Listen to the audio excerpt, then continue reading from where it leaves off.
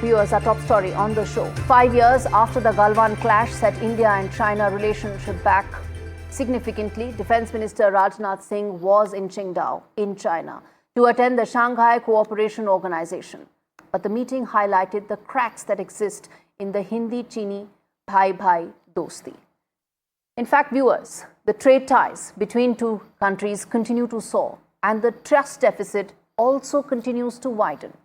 The fact that Pahalgam terror attack was not part of the joint statement, but Balochistan was, shows the widening schism that exists between India and China.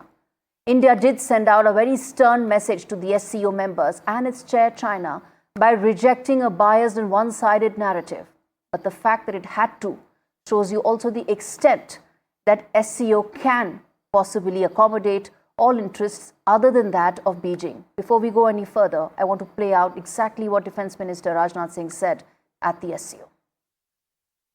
It is imperative that those who sponsor, nurture and utilize terrorism for their narrow and selfish ends must bear the consequences. There should be no place for such double standards. SCO should not hesitate to criticize such nations. Viewers, the irony is surreal. The very organization that was created to fight cross-border terrorism failed to condemn those using terror as a state policy. But New Delhi put its foot down. Condemn Pahalgam or India will not sign the statement. Foreign Minister Dr. Jaishankar explained India's position very succinctly. Listen in. When Rajnath ji went for a defense ministers meeting and there was a discussion on the outcome document, one country, you can guess which one country said that no, we do not want a reference to that. Now Rajnath ji's view rightly was that without that reference, when the main purpose of that organization is to fight terrorism and you are not allowing a reference to that, I am not prepared to accept it. So why is SCO not condemning unlawful activities emanating out of China's Uyghur problem or East Turkmenistan? Or is it that it's too politically unpalatable for China to reflect on it? By speaking about Balochistan, China even hinted at India's possible role, a reference that New Delhi has vehemently denied, continues to do so and will always do so because there is no proof of that. But there is proof of Pakistan's complicity as far as the Pahalgam terror attack is concerned. And that is the Pakistan-China nexus, which now covers all dimensions. And that is the reason why India needs to now be prepared for a China that will remain India's biggest worry, even as it remains India's biggest trading partner. Yes, there is America, but there is great dependence on China from an economic point of view.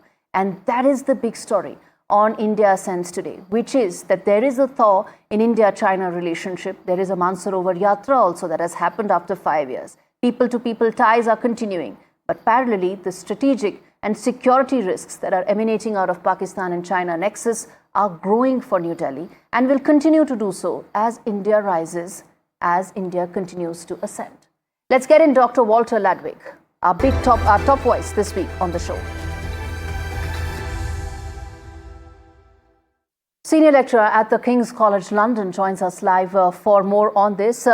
Dr. Walter, thanks so much for speaking to NDTV. Let me start by asking you that as far as the India-China relationship is concerned, the fact that there is no mention of the threats that come out of the Uyghur problem that China faces, the fact that there is no mention of Pahalgam, it is indicative of the fact that there is no sincerity on the part of Chinese establishment, and SCO is just a Pakistani-China nexus mouthpiece. Look, I think this reflects long-standing tensions in the relationship between India and China. For a long time, Chinese leaders have failed to take Indian interests and Indian security concerns seriously or give them due regard.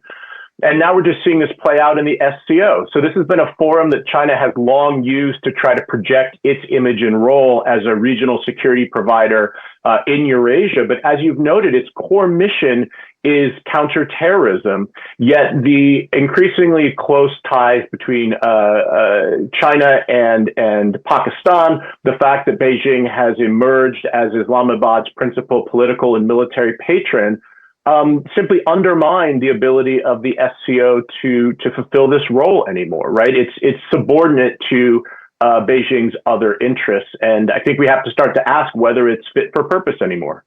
Indeed. And this also comes at a time when the Mansarovar Yatra has started after 5 years. It's a very sacred pilgrimage for Hindus. The first batch of pilgrims have gone this year. It's a positive step, but it's really unlikely to address the trust deficit between India and China, isn't it, Dr. Walter?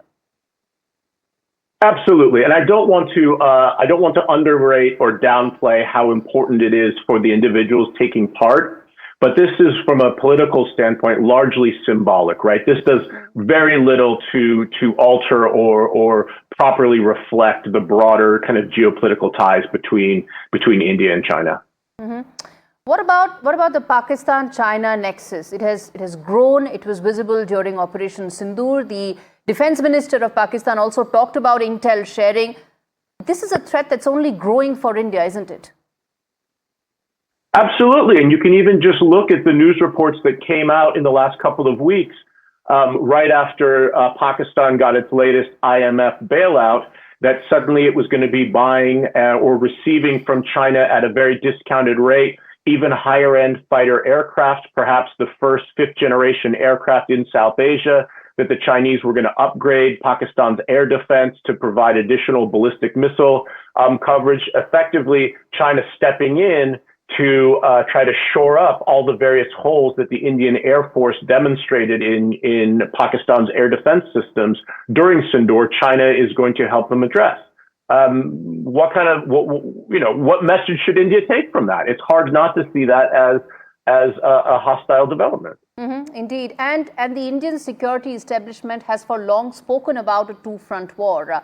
Our security establishment has mentioned and continue to do so that they're prepared for a two-front war, given the fact that this nexus is only deepening. Which brings me to ask you, Dr. Walter, about the fact that here is an India-China relationship where on one end, the trade aspect of it is flourishing, growing, and then there is the strategic aspect of it where trust deficit is also increasing at the same time. How should New Delhi now be deciding its next course of action with regard to its relationship with China?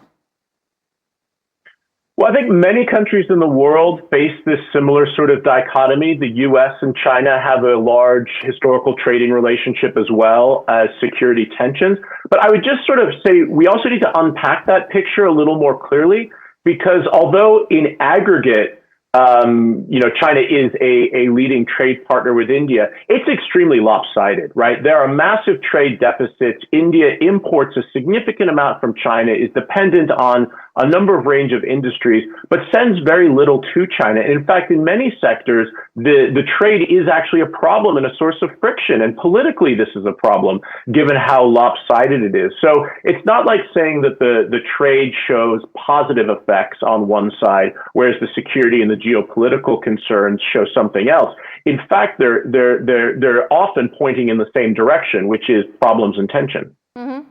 As someone who studies this region closely, Dr. Walter, how would you evaluate the Asian rivalry between India and China from here on? Because India is also now a growing economic power. It is now the world's fourth largest economy, plays a very sizable role in global strategic affairs as well, has a voice and is also representing the voice of Global South, so to say. So how do you see this relationship from here on over the course of the next 2 to 3 years? Well, I think a lot depends on how Beijing engages India, because I think what we're seeing at the SCO play out is just a microcosm of broader patterns, where, as I've said before, China does not look to take India's interests seriously. It does not look to take its concerns seriously. China has its eyes on the United States and wants to be seen as a peer competitor of the United States. It doesn't want to see India as being a peer competitor in Asia, or appear at all. And this is then why we see them bolster and support Pakistan as a way to undercut India's influence, to create problems for India, to prevent India from fulfilling that role that you've described, that you would expect from a country that has the economy the size it does, that has the population size it does, that has the historical and cultural links in Asia that it does. If New Delhi has to spend most of its time focused on Pakistan because China's propping them up, that prevents them from playing a larger role that would potentially, require Beijing to recognize India's influence and give them equal attention in Asia. And that's something that I just have not seen Chinese leaders be willing to do. All right, Professor Walter Ladwig, thanks so much for speaking to us. Dr. Walter Ladwig, Senior Lecturer at the King's College London, speaking to us about the India-China relationship. There's been a thaw, but the SCO summit, of course, now continues to have some sort of an overshadow as far as how this relationship is likely to proceed from here on. Thanks much for speaking to us on NDTV. Thank you.